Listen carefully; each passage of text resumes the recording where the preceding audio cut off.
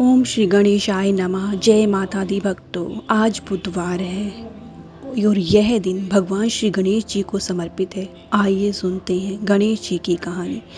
एक समय की बात है, एक व्यक्ति का विवाह हुए कई वर्ष बीत गए। विवाह के बाद उसकी पत्नी एक बार अपने मायके गई हुई थी।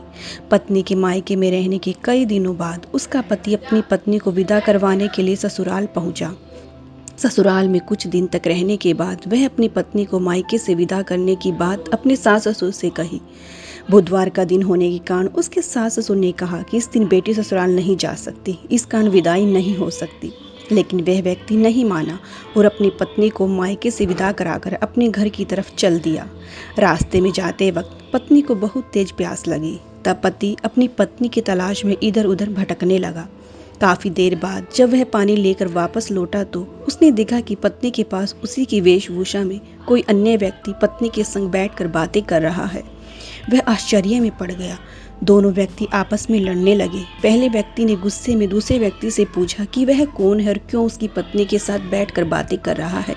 फिर आपस में लड़ने लगे। दूसरे व्यक्ति ने कहा कि यह मेरी पत्नी है।